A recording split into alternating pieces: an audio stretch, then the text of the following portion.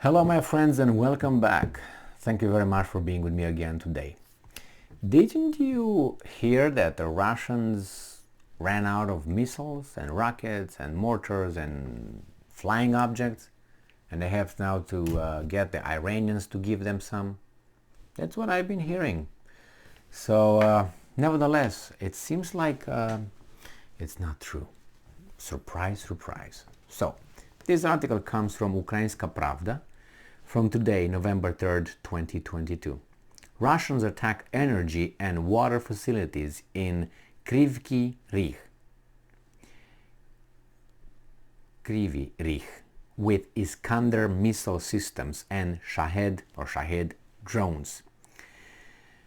On the night of November 2nd, Russian forces launched attacks on the energy and water infrastructure facilities in Kryvyi Rih with Iskander missiles and Shahed 136 kamikaze drones. Quote, at night, the energy and water supply facilities in the Kryvyi Rih region were attacked with an Iskander missile and a combat Shahed 136 missile. There were no casualties. The facilities are being repaired.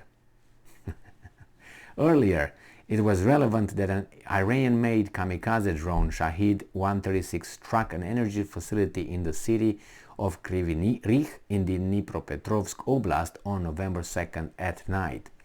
Head of City Military Administration of Kryvyi Rih, Alexander Vilkul, reported that 4 drones were downed over the Dnipropetrovsk Oblast, but two strikes occurred in the city. A drone hit a power infrastructure target and a missile hit a water facility. Damage was considerable everywhere, but no casualties were reported. Water supplies was restored in the morning thanks to power generators. Also, South Operational Command states that air defense of Ukraine repelled 4 kamikaze drone attacks in Nikopol district in the Dnipropetrovsk Oblast. All projectiles were destroyed. Pow, man, 100%. Yes, woohoo! I'm waiting when it's gonna have 200%. In addition, Russians launched attacks on the Nikopol district using Grad multiple launch missile systems and heavy artillery. A gas station caught fire. Okay, oh, wait a second. Caught fire. That's it. In the city of Nikopol, the fire was promptly put out. Residential buildings and educational facilities and private businesses were damaged. No military, just that. We already know that. In the Marhanets Hromada, Russian attacks left civilians without electricity. Russians launched attacks on the liberated settlements of Kreshchenivka and Belyaivka in the Beryaslav district of Kherson region using anti-aircraft missile systems S-300 and multiple launch missile systems Uragan. There were no casualties. Wow, so they still have them somehow. Who gives them? They said that North Korea supposedly gives Russia rockets.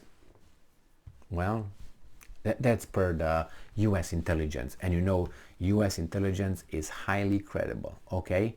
So there it is, highly credible. And the same story which says that the Russians blow up only residential areas, training facilities or whatever, probably hospitals and training and all that, and casualties are only civilians because there's no Ukrainian army. These guys are just shooting like wherever, or they're just criminals. One of the two. What do you think?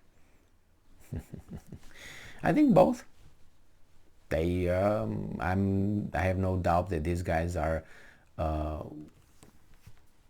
shelling residential areas just to inflict terror and destruction.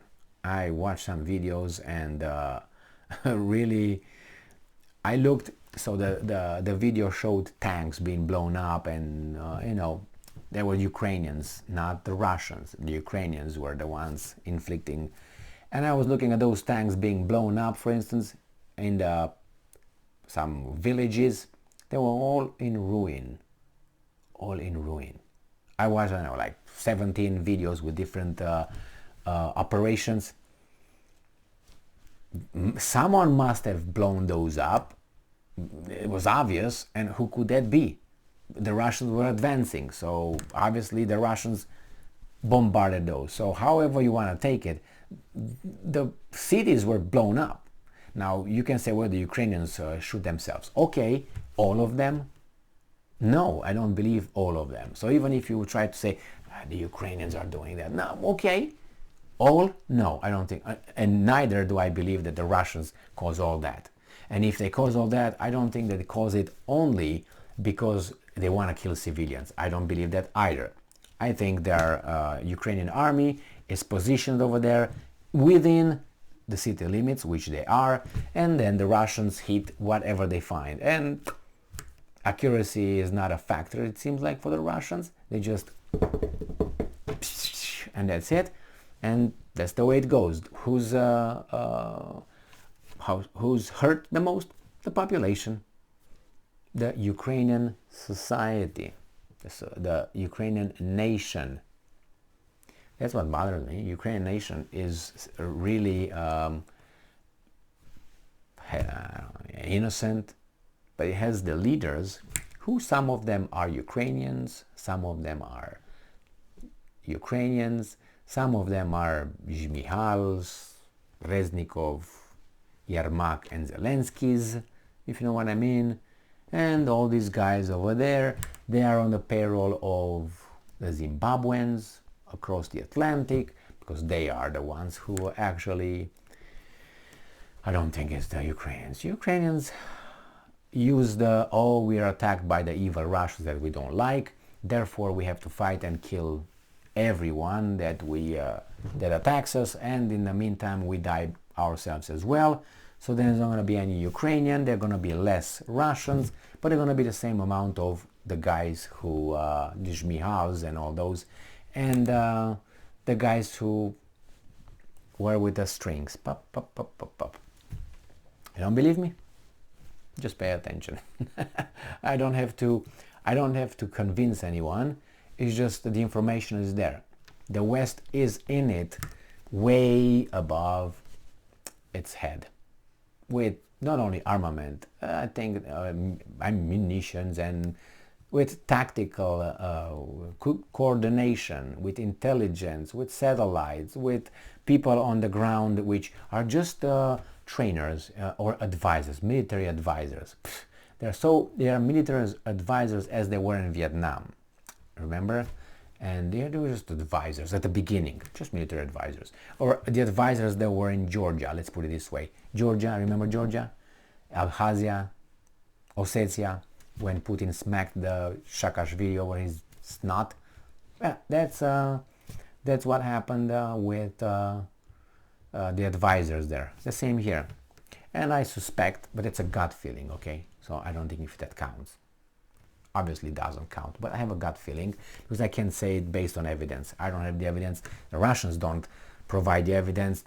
There are some contractors over there. Only one person provided verbal evidence, which is former retired U.S. Army Colonel Douglas McGregor.